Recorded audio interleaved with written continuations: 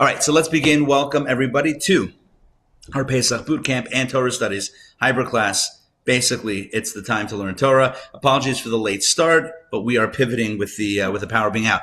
As the time goes on, just to be clear here, as the hour gets later, we will lose sunlight, which means, again, I'm on like 5%. I don't really have a flashlight, but if those that have a little bit of battery can just share some light, and we'll just try to illuminate as we go on.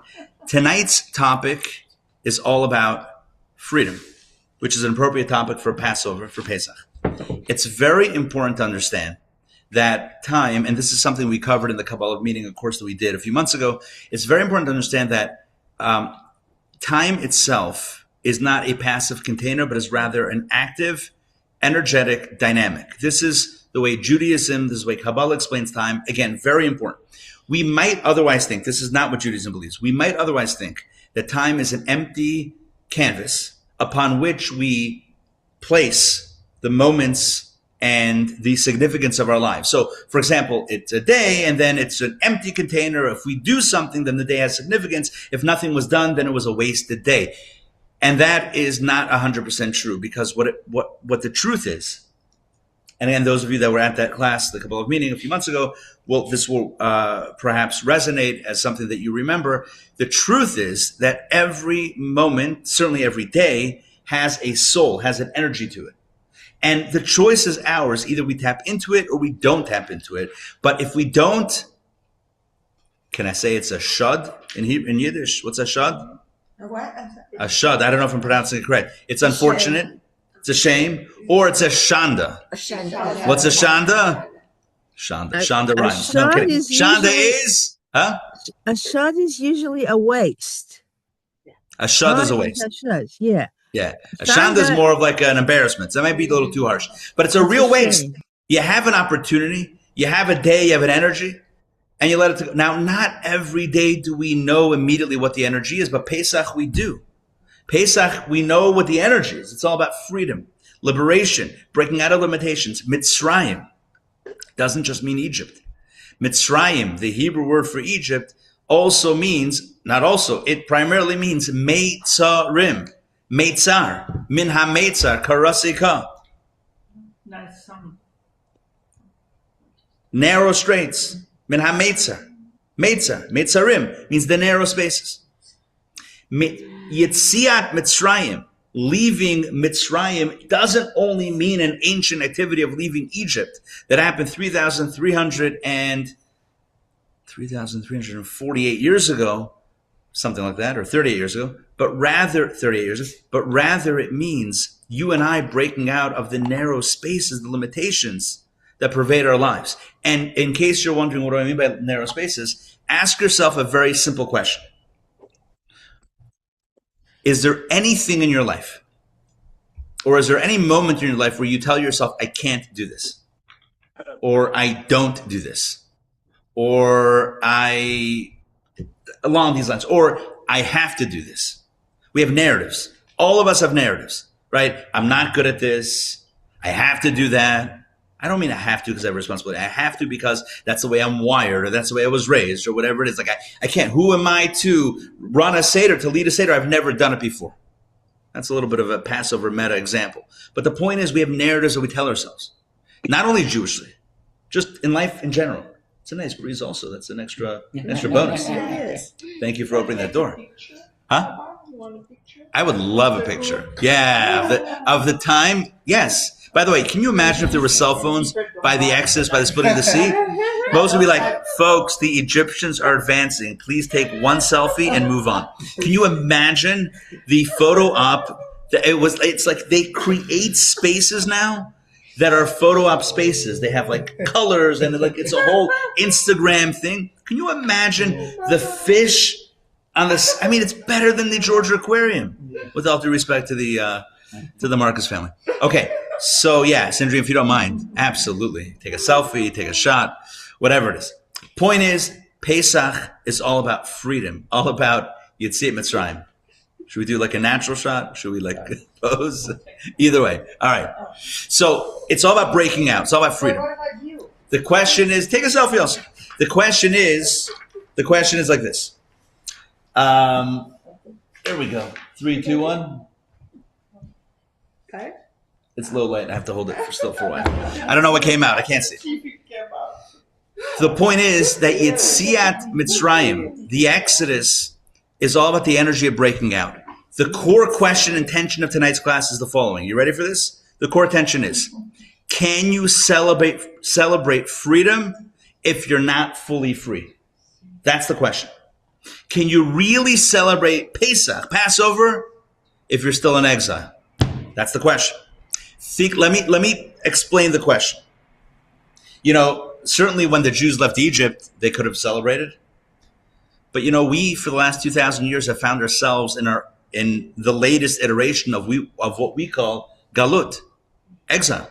We're in Galut Edom, Roman exile. Since the Romans destroyed the temple in the year 69 of the Common Era, we are still in exile. That's why, by the way, people ask, what's the symbolism of the Seder? You know, we have the shank bone, and then we have the boiled egg, and everyone asks, why the egg? To remind us of the bitter exile. That's a joke. Please, do not take that seriously. That is a joke, but you can use it at your Seder. Only if you want eye rolls and groans, especially from the kids. Okay, so can you celebrate freedom if you're not fully free? That's the question. Imagine right now. So I'll tell you an anecdote. Earlier today, I was learning. I have a Tuesday afternoon learning session with someone local and someone who is in Israel. A father and a daughter. Father is here, daughter is in Israel, and we learn on Zoom. Today, in middle of our learning, she has to run To the shelter. Because sirens, because they got a notification that something is incoming, which is still pending. But then if the siren goes, then you have to get to the safe place. Every time I speak to Joseph, the siren goes off. I speak to him on the phone. You got to stop calling. I'm kidding. I'm kidding. No, it's not. Don't worry, it's not you. It's crazy. So I'm thinking like this: you're celebrating Pesach 2026 with a device that's going to tell you if you need to escape to save your life. That's freedom. In Israel. In Israel, that's freedom. I would call that tempered freedom. And so the question is, can you really celebrate if you're not fully free? If we're still in exile, if we still have threats, and that's on a national level. What about on an individual level? Someone's going through a challenge, a struggle, a health issue, or a loved one, or financial issue, whatever it is. Think about Pesach 1942, World War II, Holocaust. How do you celebrate a holiday that's about freedom if you are not found, if you are not in a context, in a situation of freedom? That's the core question of tonight's class. We're going to frame it as a conversation between two elements on the Seder plate. You ready? You ready for a dialogue? A supposed dialogue? It's going to be between the matzah and the charoset. Let's make sure we're all on the same page here. Right? What is the matzah? The matzah is the round, the handmade matzah is the round, flat bread. By the way, if you've never had the round matzah, and I have some here again, you got to go for the round matzah. And if you're on Zoom and wherever you are and you need to get the round matzah, find your local Chabad or local Costco, because they sell it at Costco as well. Super inexpensive. It's great. What I love about the round matzah is it tastes like it's 3,338 years old. It's the original. It's like we still have the original batch, and we just put it in a box, and it's amazing, and you can have it, and it's great. It's timeless. It's ageless. It's amazing. It's like Dick Clark. Doesn't age. All right, Dick Clark. He passed. Didn't he? I don't know. I didn't know. Well, that's not appropriate. I should stop using that. I didn't mean any disrespect. No. He looked great. I meant that as a compliment. He looked fantastic. Back to the story as the light fades. Again, picture me as a lantern, as a glow in the dark. What is it? You carve out a pumpkin. What's it called? What's it called? The lantern? Whatever. All right. Jack-o'-lantern. There you go. All right. It's been a minute. All right. 14 years ago. 14 years ago, that's like 2012. my references are so dated. It's almost as old as the matzah. All right, back to that again. Okay, back to the story. The dialogue is between the matzah and the charoset. Now, what's the charoset? We established what the matzah is. What's the charoset? Who's got a quick menu? Give me your ingredients to your charoset. Let's go. Apples, walnuts, raisins, cinnamon. Yeah, what else? Some people make it with dates. Dates. Yeah. Grape Good. juice. Wine or Grape juice, wine to give it a little bit of. Great. Fantastic. Good. This purpose of this class was for me to gain recipes, and I'm done. Thank you very much. Okay. So the charoset is a tasty dish. Now, who enjoys charoset? Right? People eat charoset, right? Straight. It's a sweet situation. The irony is that why do we eat charoset in the first place? What does it remind us of? Oh, from the mortar. The mortar. Mortar.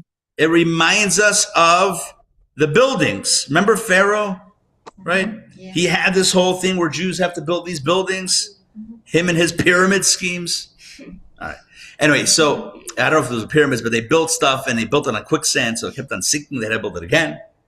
Quicksand was big in the 80s. Everyone thought they were sinking. Me too. All the cartoons had people sinking, and then I've never stepped into quicksand. Maybe I'm a city slicker, but here we are. Mortar. It reminds us of the bitter servitude, which provides our first intrigue of irony, as text number 1 says. So let's begin. We're just going to go around the table. Scott, if you don't mind to get us, please, 1 second. Wait a second till I pull this up. Yes. But I did hear a joke once about quicksand, and it was basically the same as you grew up thinking it was going to be a lot bigger problem than it actually turned out to be. Everyone was terrified of quicksand. There's a lot of things that we didn't think was a problem that turned out to be a problem. And quicksand was not one of them. Quicksand was like, yeah, be super careful with quicksand. And it's like, honestly, I don't even know what you're talking about. It's been a good run without any fear. Yeah. Exactly. Yeah. All right. So here we go. If you don't mind now, please take it away. Text number 1. This is from kosherlikeme.com. No affiliate links. Whatever. I don't get any. No sponsor. Thank you. Something like that. I get no commission. That's the word. Thank you, Toba, for helping me speak clearly. Text number 1, take it away. Desperate for something to eat as the Passover Seder progression delays the dinner, we welcome the moment where we are free to pile Charoset on matzah. Ironic, isn't it, that while Charoset represents the mortar used to make bricks when we were slaves in Egypt, it is somehow the tastiest symbol of the Passover Seder. Thank you very much. And that is ironic, and Alanis Morissette is on this because this is one of the more ironic concepts where the Charoset represents not Mar is bitter. Charoset is like evil, not the actual Charoset, but it represents the mortar and the building, and just as we'll see soon, also the horrors of the Jewish children, the infanticide that happened at the time. And yet, in this bizarre twist of irony, it's sweet and it's tasty and it's delicious and everyone loves it. And what's going on? And I told you before, tonight's class is going to be framed. I will frame it as a debate between the matzah and the charoset. And so, as we enter the debate, let's understand the little bit of a confused identity of the charoset itself. What is it? Is it painful or is it delicious? And you're thinking, why can't it be both? But if it is, how do we explain that? All right. To get deeper into this concept, here's what I want to do. What I want to share with you is a debate that goes back 1,000 years.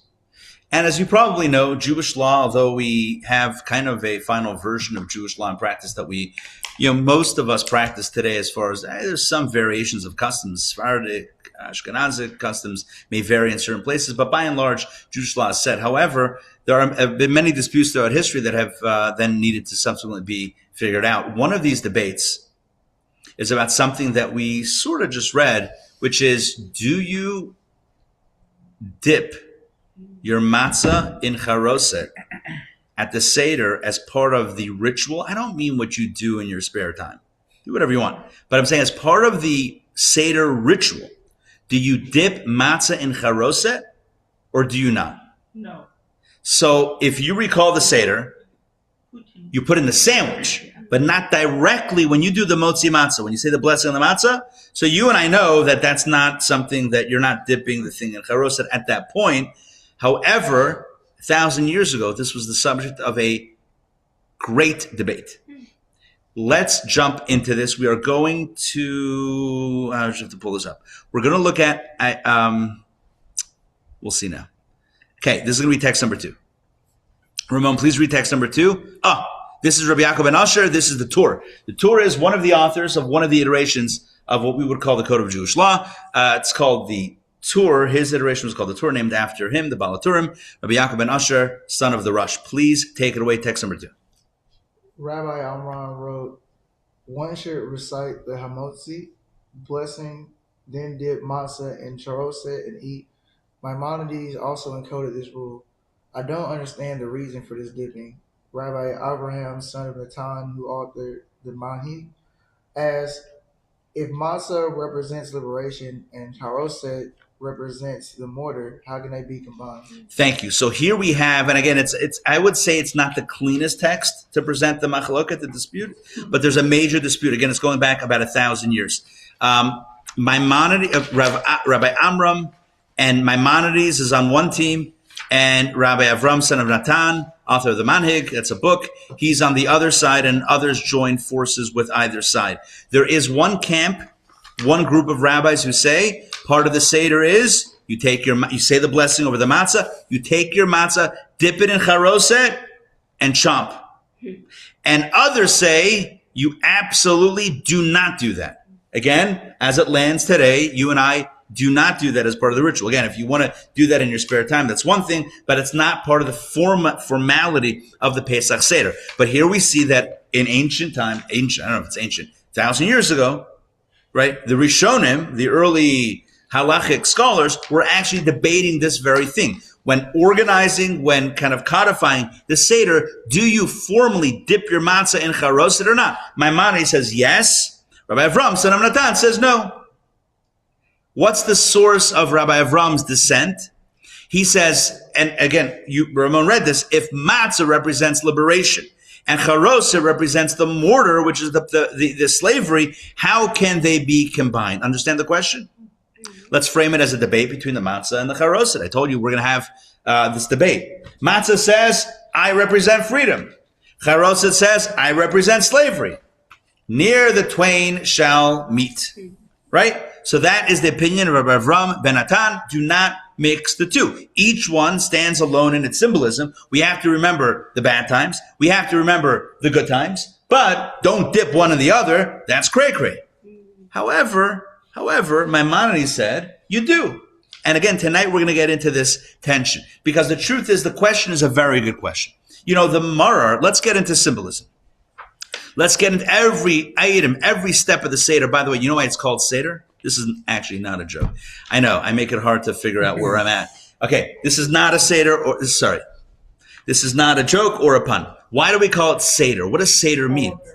Order. You know why it's called Seder? Because it's choreographed. It's orchestrated. There's a Seder. It's not like a meal. A meal is like you sit down, a Shabbat meal. Maybe you also have somewhat of a Seder about how you do your Shabbat meal, which course comes first, which foods are served first or second, who speaks, who shares a word of Torah, who shares a bad joke. Sorry, it's my table. But there's different protocol how you do it. But at a Seder, everything is choreographed. There's 14 or 15 steps, and there's Kadesh, Orchatz, Karpas, Yachatz. Consult your local Maxwell house Haggadah for the details. The point is, step by step, step 1, step 2, step 3. That's how it works. Every step is intentional. Every item that we eat is intentional, right? The matzah represents the freedom. What's the mar? What is the mar symbolic of? Bitter. Hey, the mar represents We were slaves. the bitterness. And what about the charoset? What does it represent? We just said the mortar. So what's the difference between the mar and the charoset? It sounds similar. It sounds like they're both celebrating, or not celebrating. They're both commemorating the slavery. What's the difference? Take a look Take a look. It's not easy. It's not easy to read this stuff. Take a look at 3a. Julian, please, doctor, please read 3a.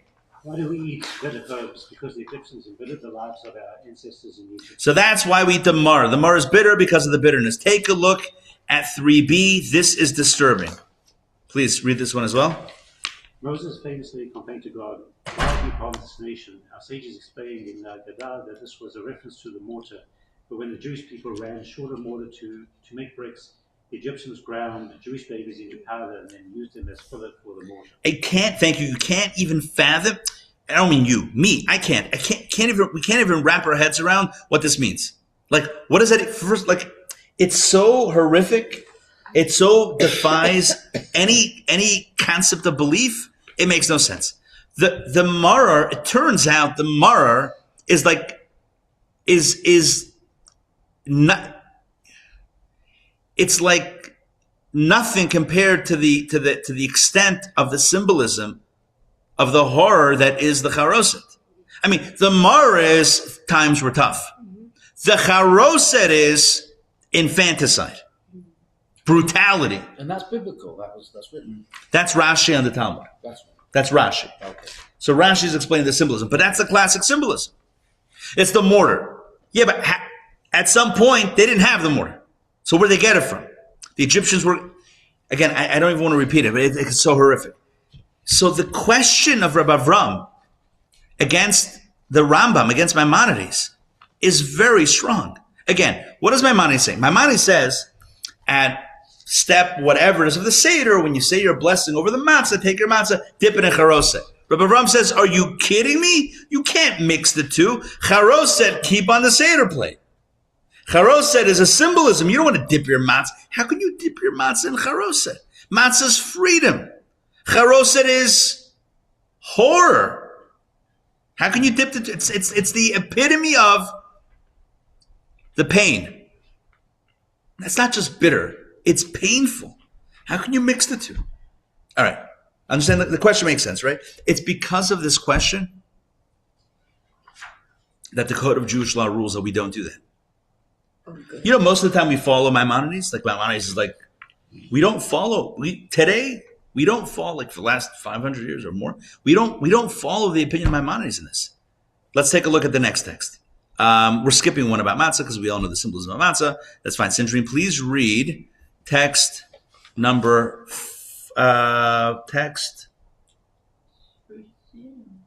text 4. Sorry, this is not the Code of Jewish Law. Okay, text 4. Text 4 is from the Ravid.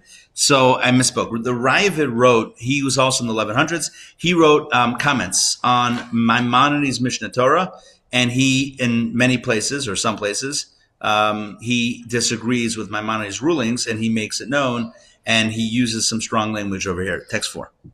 Abraham said, "This is nonsense." Once again, Maimonides failed to identify a reason for his ruling. The truth is that over the last few centuries, many of our teachers of blessed memory believe that the matzah over which we recite the Amotzi blessing, should not be dipped in Charoset, and this is a prevailing custom. So thank you. So the Ravid says, Rabbi Avram ben David, he says, no, you do not do this.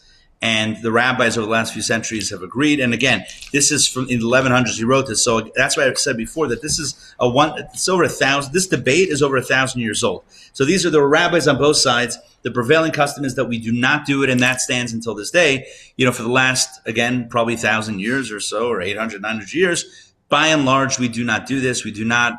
When it comes to motzi matzah, we do wash our hands and we do say the blessing over the matzah, but we do not then summarily just dip it into the charoset and chomp down on it. We don't mix the two. Now we do when we have the sandwich or we dip the mar, we do use a little charoset, but that's because you combine the two bitter things together. But you're not dipping your matzah directly into it. That's not what we do. But we want to explain Maimonides' rationale. Tonight, what I want to do is explain Maimonides. So that we don't just, now it doesn't mean that we're going to change our practice. Doesn't mean that we're going to start dipping the matzah charoset, but I want to understand, I want to explain tonight, what is the conceptual, what is the theory, what is the argument that Maimonides is really putting forth? Why is it that one should perhaps dip the matzah in charoset when they both represent such far and different realities. So the way I want to do this, the way I want to explain this is as follows. So we're going to explain Maimonides on a very basic level, answer the questions that we've asked, and then go much deeper. And every time we explain Maimonides, we're going to also explain then the dissenting opinion of the rival. And then, so in other words, where are we up to? Maimonides says you should dip. The Ravid says you should not dip. He says dip because, I don't know, we don't know why. He says dip. Ravid says don't dip because they represent two totally different things. Let's answer Maimonides, but then once we answer him, we're going to have to explain why Ravid still says no, why he still says yes, no, yes, no, yes, no. And in the context of this, we're going to get into the debate between the matzah and the charoset itself. Okay, that's the outline for the next 21 minutes. Let's go. So there is a concept when it comes to the Seder night, that we want to tell the full narrative arc of the story of the Exodus. Should we leave the side door open? The back door to the shul is propped open now. That door, the main door in the back to the shul? Are we going to be able to leave if you close it? Yeah, these doors will be open. Okay. We'll leave these doors open. Through that door, I don't know. Through that door. Instead Oh, yeah. You can go through that door. I'm sorry to interrupt you. Just so you know, the tree is down on Yes. High Point. Yeah, but hold on. If you close that door, still be pushed out from the inside. Correct. Yeah, that's not a problem. Yeah, no one's going to say. And the gate is still accessible to drive out, right? Yeah, it is. It will be. Guaranteed. One Guaranteed. side is open. Yeah. That's the exit. The exit's open. What about his beverage? Whoever comes. We have sushi. More sushi for those that stick around. All right, back to the story. Okay, good. Now we're going to do this in 20 minutes. You ready? 20 minutes? It's like a reality show. Can we do it? The answer is yes. Okay, so here we go. So first thing we need to know is that when you read the Haggadah is the book that we read at the Seder. When you read the Haggadah, you notice that the narrative style of the Haggadah is one in which matchilin beganut. We begin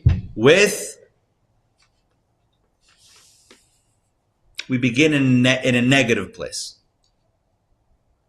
And then the arc is we go from the negative to the positive. We start off with Arami Oved Avi. The Aramean sought to destroy my forefather. And Pharaoh enslaved us. And he embittered our lives and page after page of the problem. And then, so we first establish the condition of slavery and the problem. And then as we advance through the pages of the Haggadah, right, as everyone is like, when's that brisket coming out? Right. But as we turn the pages, slowly the narrative shifts and we talk about the 10 plagues and we talk about the fact that Dayenu, God took us out, and we sing the song and we pour out a little bit of wine as we speak about the punishment for the Egyptians, which remind us that even when the bad guys get their comeuppance, we don't celebrate that. We pour out. Wine represents simcha. We pour out the wine. We diminish our simcha. That's an important concept. Back to the story. The arc is from the bad times to the good times, because that shows the contrast. You can't celebrate and you can't appreciate the freedom or the miracle if you don't remember how bad it was. I mean, how many people might take their own blessings for granted? Or we might take the fact that we live in a free country completely for granted because we're so used to it. And so the Haggadah reminds us, by starting with the bad times, it reminds us how good the good times are using the method of contrast. Right? Makes sense? Good. Therefore, we can say the simple answer to Maimonides is, the question is, why dip your matzah in your charoset? The simple answer would be, it's a study in contrast. Here you have in one space both the bitterness of the charoset, or the pain of the charoset, coupled with the exaltation, right? And the joy of the freedom that is the matzah. And you put it in the same place. Just like the Haggadah has the bad times and the good times, your matzah in Charoset reminds you the matzah is born of the terrible times. So when the rabbis asked on Maimonides, how could you mix the two? I have an easy answer. How could you not mix the two? Isn't that the whole point of the Seder? You're trying to say you went from one to the other. Keep it separate. Why am I keeping it separate? I don't know how good this tastes until I taste the other thing. I don't know what freedom is unless I really know what the opposite is. Light is not light if darkness is not darkness. Life is not life if death is not death. And freedom is not freedom if the servitude is not the servitude. And so I put them in the same place. Now, this is not my answer. This is how many others explain Maimonides. Let's read this inside. Okay, Rosita, please read. We're skipping text 5. Text number 6 establishes the narrative arc, but I already said that out loud. Text 7, text 8. Let's go to text 8. This is the Bach. Rabbi Yoel Circus from the 15 and 1600s. He explains Maimonides' rationale for dipping the matzah into the charoset. We might suggest that the purpose of dipping matzah into charoset is to remember that God liberated us from the bondage of mortar and symbolized by the charoset, and granted us freedom as symbolized by the matzah. Very simple. Why are you dipping one to the other if they represent the opposite? If they represent opposite themes, that's the whole point. You went from one to the other. The miracle is that we went from slavery to freedom. Bada boom, bada bing. Okay, so that is the Bach Bayit Chadash. He explains on a very simple level what it is. And so now the question becomes, so then what's the Ravid's problem with that? Then why did they disagree with the Rambam? Every time you explain one, we're going to have a problem with the other guy who disagreed. So again, I know I don't want to belabor the point by going back again and again and again, but I just want to make sure I was on the same page here. We start off with Maimonides saying that you dip. And then we said, well, the people asked the question, well, why are you dipping if they represent two different themes? So we just explained, because that's the whole point. You're trying to show the contrast between the one theme and the other theme, between the slavery and the freedom. So it would be great to dip the two, because you can literally see the contrast mixed in. I skipped one of the text talks about a photograph. You want, ironically, given this situation, you want light and shadow in your photo. You have a little too much shadow in this masterful shot here tonight. But you want that contrast. If it's all blown out light, it's not good. If it's all too dark like this, it's also not great. You want that perfect contrast between light and shadow. And so you have with the matzah and charoset, you have a nice balance between one bite between the slavery and the freedom, which then begs the question, so why would anyone disagree with this? And so let's explain the dissenting opinion. The dissenting opinion says the following. And this becomes very important. And it goes back to the question I asked at the beginning of the class. When can you take the risk of conjuring up, once again, the pain? That's only if you're no longer in that painful situation. Let me explain. Let me restate that. You want to bring up the trauma because you're healed and say, this is where we were, but now this is where we are. That presupposes that you're healed from the trauma. But what if you're not 100% healed from the trauma? What if you're not 100% in a good space? You want to re-traumatize yourself now? That seems like a bad idea. You're not 100% in a good space, and you're digging up the skeletons. Let them rest.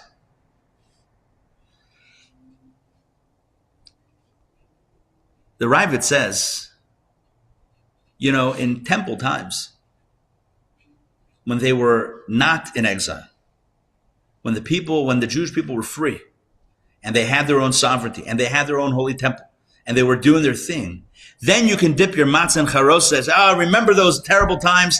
Thank God we are where we are. But now in exile, as I began the class, right? We're not fully free. Look at all the challenges, all the problems in the world. We're not fully free.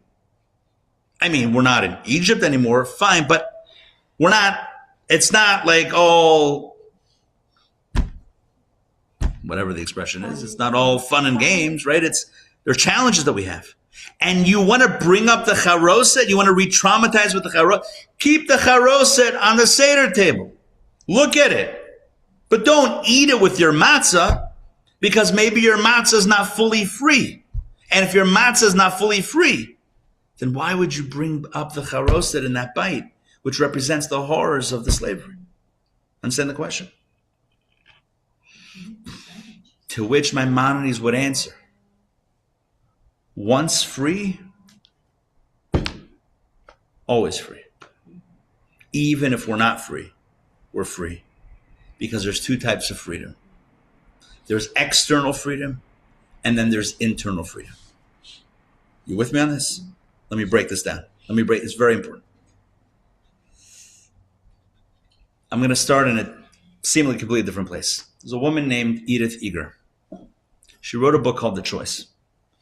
I had the privilege of interviewing, you probably remember the Zoom. Yeah. I interviewed her. This is 2020 or 2021.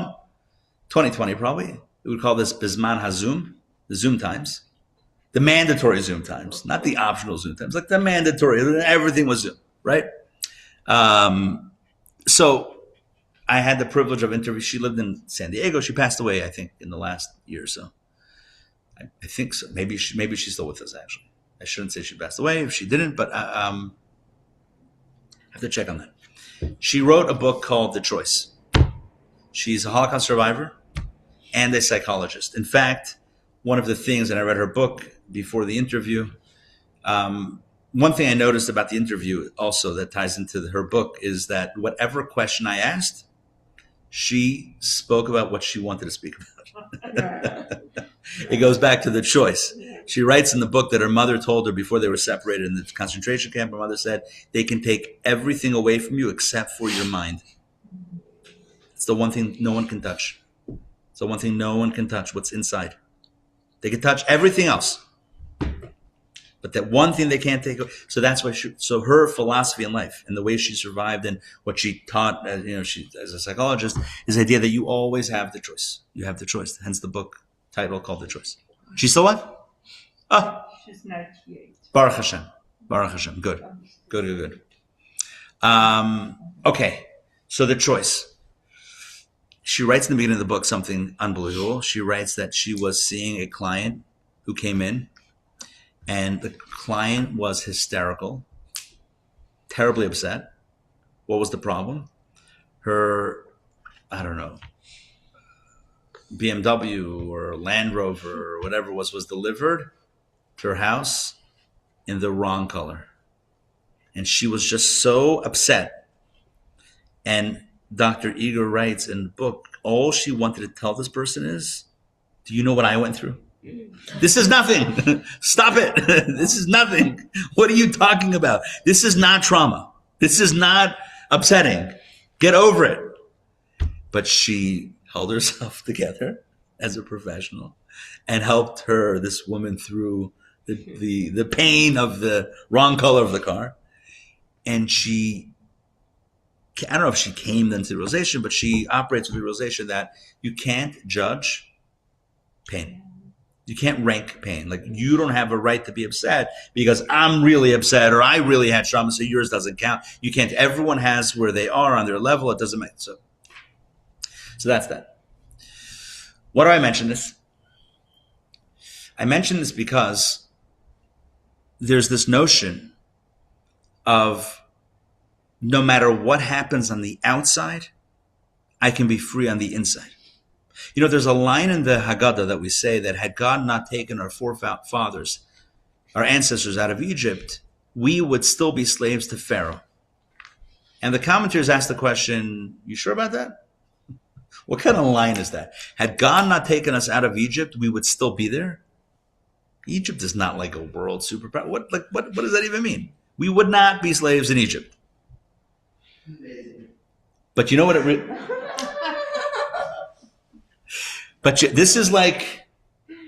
is like the times of Hanukkah. It's Hanukkah. We have dreidels just in case anyone catches us learning. Don't worry. You did get pictures of this? You can take a picture. Take a picture. We don't have a good one. Good one. Yeah, guys, pretend like we're learning. I'm kidding. Okay. So what was I just saying? I was saying that. Oh, had he not taken us out of Egypt? Just one question. Is base retrospect? I haven't canceled anything because this is all happening in real time. So whoever shows up, whoever like I said before, more sushi for all. Guy came so far. Came and left. He could be here. We just can't see it. Yeah. So again, let's get back to this point. Why would we still be slaves in Egypt and God not taking us out? You know what it really means? Yetziat Mitzrayim, the Exodus, didn't just pull us geographically out of Egypt. It fundamentally rewired who we are as human beings. And because of that, no matter where you find yourself, you can choose to be free. This is very important. And it's tied into the second half of the Exodus. And I we can spin this off into a much longer piece, but I just want to keep it like tight because we only have a few minutes, and I want to keep this idea just nice and tight. The Exodus is not complete until the Torah is given at Sinai. God tells Moses to tell Pharaoh, let my people go. That's what everyone knows. But what people forget is that there's a second half of the verse. Let my people go so that they may serve me on the mountain.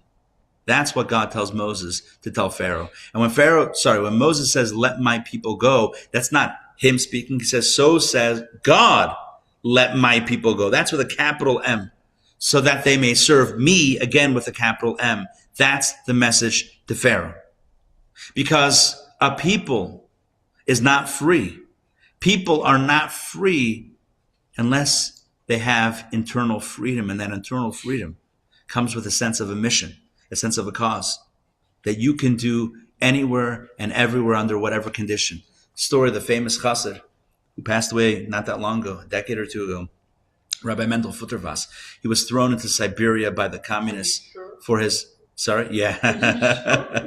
Yes. Him, I'm sure. Yes, he's definitely no longer with us. So, Mendel Futterwas. Good. So he was once talking to a guy in Siberia. This fellow was a prominent, doctor, philosopher, author, scientist, whatever he was before, communism. And then the communists didn't like his political positions. And so they threw him there. And this guy was devastated. And he was crying, whatever it was. And he turned to Mendel. Maybe it was a few of them. And they all turned to Mendel and said, how are you so happy? He was like the token chassid, the Jewish guy. Like, how are you always happy?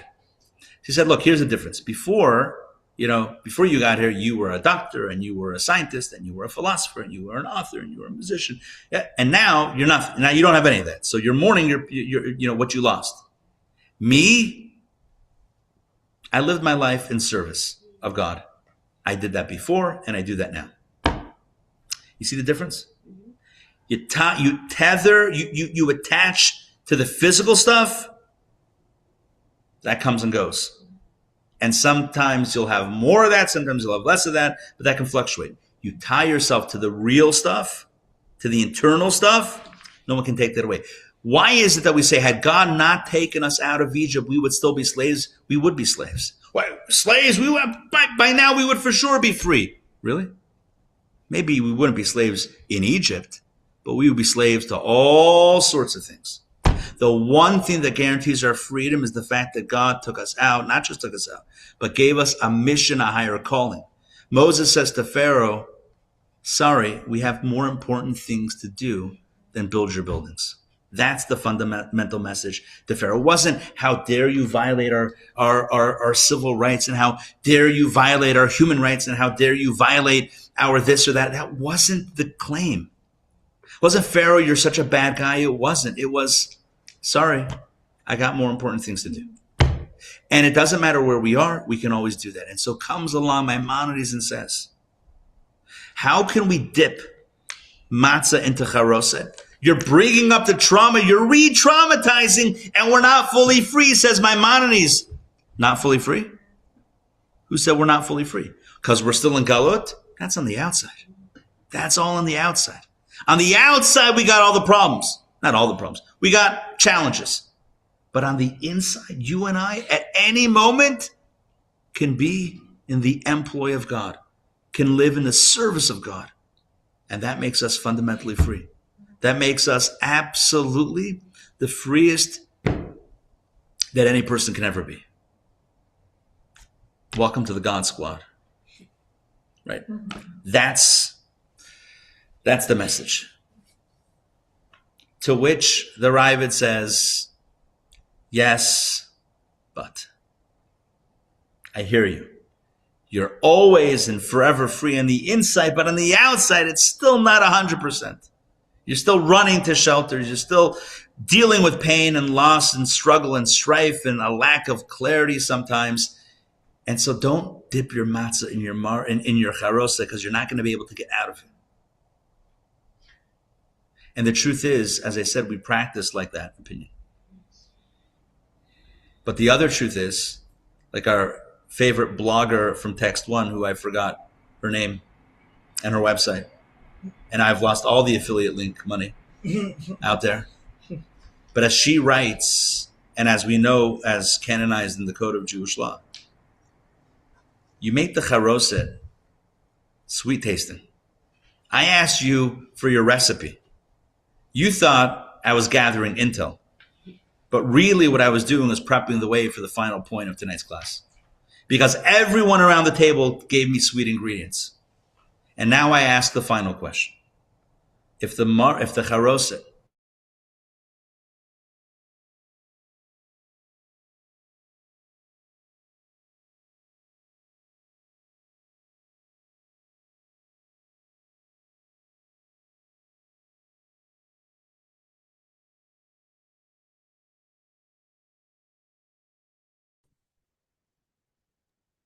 The transmission stopped. I think so. I think that whatever power source he had, it wasn't enough for the bandwidth, and we've lost it. Oh, it ended exactly at 8:30.